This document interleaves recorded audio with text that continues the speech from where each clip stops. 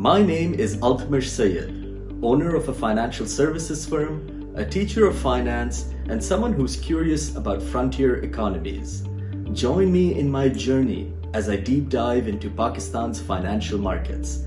Together, we will learn how to capitalize on the opportunities and navigate the risks that are present. We will hear commentary, opinions, and analysis from the leading voices and experts in this domain. Our end goal? To become knowledgeable and confident investors. So let's go. Today on our show, we are excited to host Massimo Coletta. Massimo is an analyst with Kallisto Partners, a boutique investment firm focusing on equity investments in frontier markets. Massimo has his PhD in economics, statistics, and sustainability from University of Naples in Italy. We will learn why Kallisto Partners focuses on frontier markets, some context behind the Pakistani market decline after 2017, as well as a unique investment strategy customized to lesser developed economies. So without further ado, let's get started. Okay, welcome to the show, Massimo. Thank you for joining us. Thank you for asking me. That's my pleasure. Okay, excellent. How about we begin, Massimo, with a brief background on Kallisto Partners as well as your fund's focus. All right. Partners is an independent financial boutique which over $100 million under influence right now, which focuses on investment in equity investment in frontier markets. What we do, basically, we provide a broad range of consultancy services to both both institutional investors and family offices on investment in the frontier markets, in this kind of markets. Where we take pride and what makes us different and unique from the classic value investors is our approach, which is based on the monitoring of the investment flows. That's because our belief is that in a market in an early stage of development from a financial and economic standpoint, concentrated investment flows contribute to create a buying pressure on the stocks they focus on, and which can make the price go higher.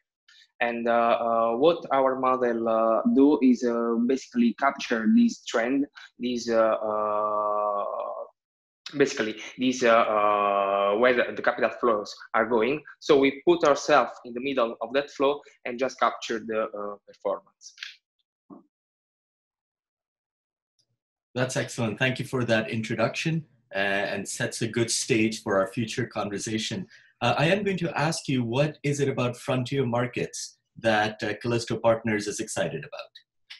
Yeah, that's a great question. Why we're interested in frontier markets? Well, the answer, or I should say the answers are more than one. I mean, we're talking about the fastest growing economies in the world right now. Fastest growing economies which have the youngest and amongst the biggest population. We are talking about countries where the very often population, the median age is below 25 years old, which means that in the next future, these countries are going to have a huge consumer base to exploit. I mean, countries like Nigeria, like Kenya, like Pakistan, they are right now exactly where emerging markets were 15 years ago. And also, being this country mostly driven by local factors, they are not too correlated with the global economy, which from an investor's perspective, who is invested globally, it's important because it makes them a good source of diversification from their portfolio. And least but not last, this company often trade at very low valuation compared to emerging and developed markets, and offer dividend yields which are almost always twice those offered by more developed countries, which makes them a very compelling source of passive income. Excellent. Some fantastic points, and nice and simple for someone to understand why frontier markets make sense. For my next question, I'll give you a little bit of a background, so I'm able to add a little bit of context. And the question is, or rather the background is currently you are invested in Pakistan. Yes, we are. Okay. However, in the past, my understanding is that you had a relatively higher exposure to equities in the country. Yes. Now, this changed in 2017. And, yes. Right? Is that correct? And at that point, you ended up exiting most of your positions. Yes. Now, the timing is interesting, Massimo, because in 2017, the KSE 100 was trading at all-time highs. So in hindsight, a brilliant move by your fund. But I have to ask you, what is it about 2017? What were the factors that you were able to hone in on back in 2017 that gave you the confidence to say, the market is at its peak right now, time to exit? Well, this is again a great question. As I said before, our focus is on investment flows. Pakistan in 2016 was one of the biggest markets amongst the frontier markets. And when the announcement it was made of its upgrades to emerging markets, it was supported by a rising interest from institutional investors, which brought the market up. When the announcement became effective, when Pakistan became effectively an emerging market, it passed from being one of the biggest countries amongst the frontier to one of the smallest amongst the emerging. So suddenly, all this interest from institutional investors dropped and brought down the market as well. Our model anticipated this trend, so let us exit our position in Pakistan, avoiding us these kind of losses. Again, I was just going to say, such an interesting insight. And it's so counterintuitive, Massimo, because for me, a layman standing on the outside looking in, I would assume that as a country makes a change in status from frontier to emerging, this country would in fact receive more institutional inflows, as such driving the price up. But what you shared with us is something drastically different. Yes, because it's like the country, like we like to say, the country became a small fish in a big pond. So all this interest that supported it from institutional investors suddenly drops. We I have to say, noticed the same pattern also with Argentina last year. Argentina was again one of the biggest markets in frontier markets, and the market went up right before the announcement of its upgrade to emerging market was made, which was in May 2019. Yes, and but when the upgrade became effective in 2019, shortly after the market went down. Again, our model anticipated this trend and let us close the position in Argentina before the market went down. So we avoided again these losses.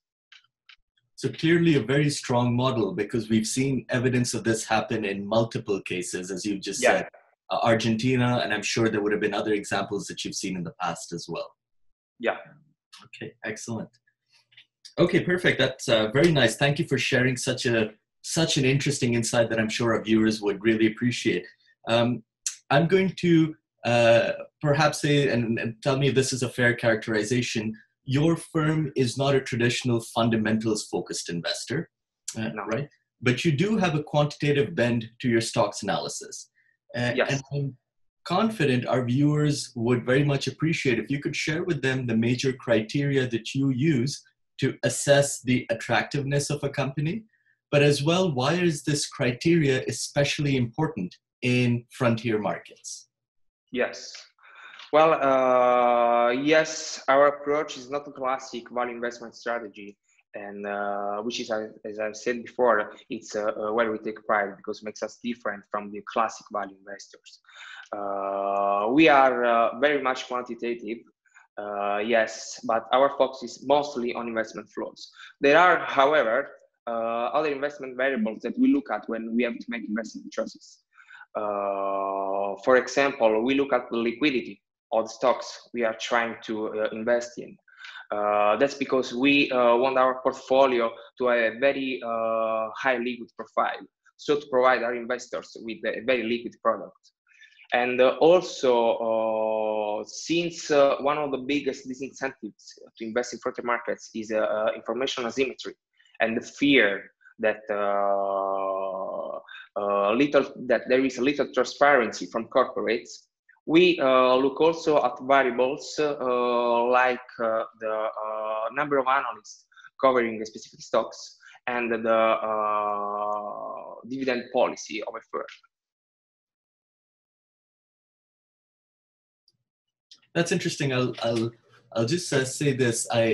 The way you outline your strategy, again, the major criteria, what I like about it is it's simple enough for a retail investor to understand and perhaps even incorporate as part of their own investing strategy. The second piece to what I appreciate about your strategy is we have viewers, Massimo, who either choose not to or cannot follow markets on a day-to-day basis.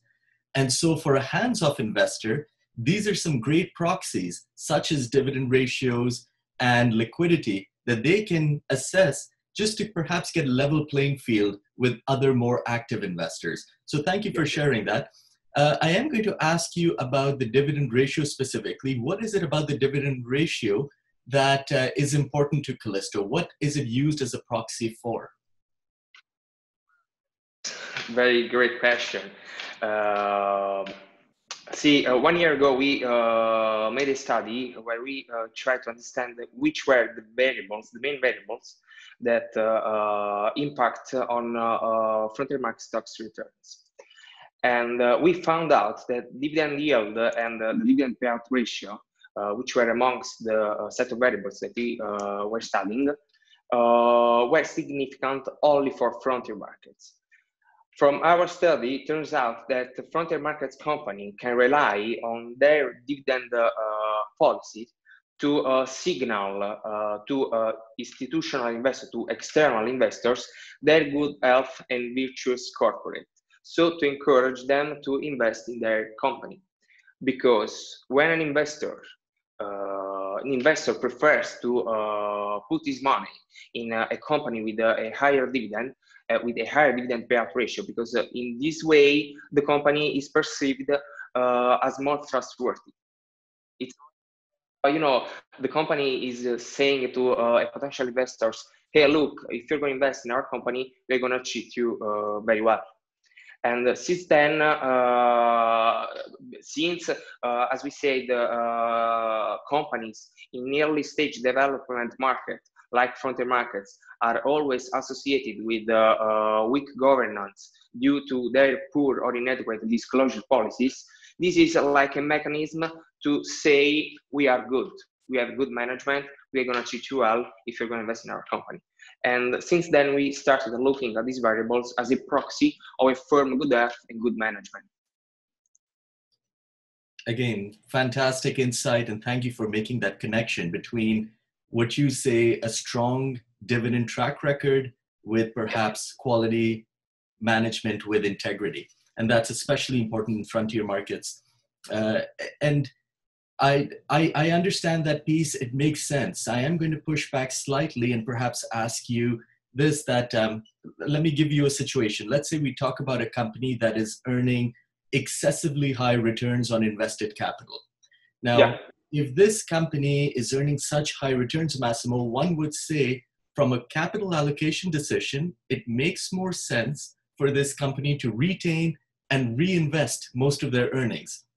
And perhaps distributing these earnings to shareholders may not be a wise option. How would you respond to that? One could argue that giving away the biggest part of the earnings to shareholders in terms of dividend, it's a poor choice from an investment perspective, because in this case, you have just now a small part of the earnings to reinvest in the company.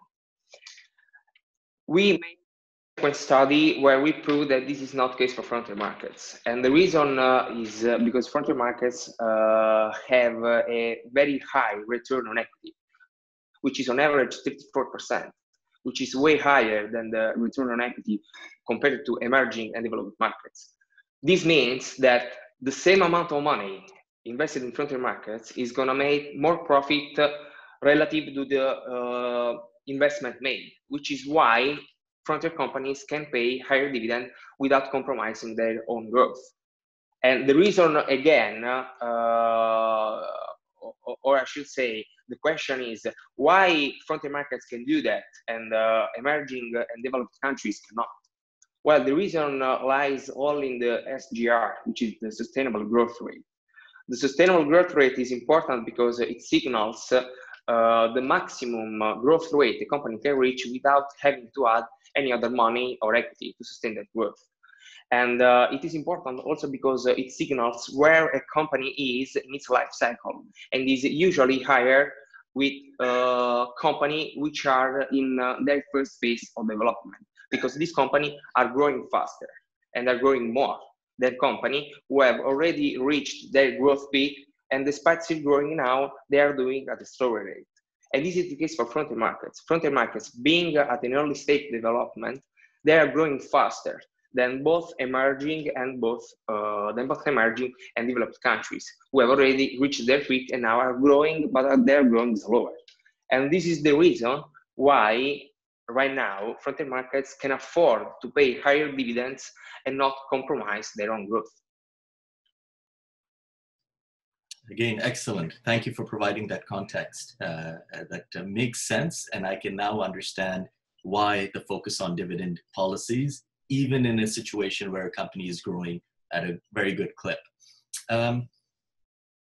Perhaps one of the final questions that I would have for you is, your fund recently disclosed a position in a Pakistani IT services firm, Systems Limited. What's interesting about this firm, Massimo, is 2 weeks ago, our last guest, Matthias Martinson, also spoke about this company and the bullish prospects he feels for this firm moving forward. So I was going to ask you, perhaps using the criteria you shared with us, it could be the dividend policy, the institutional flow, or even liquidity, because those are some of the three criteria that you mentioned as part of this discussion. What is your investment thesis behind this acquisition? Why did you decide to move forward with a stake in Systems Limited? Included specifically System Ltd in May, and also in this case the reason is always the same. Our model captured the rising interest in the company, so we opened the position. And moreover, we like very much the company and the business the company is in.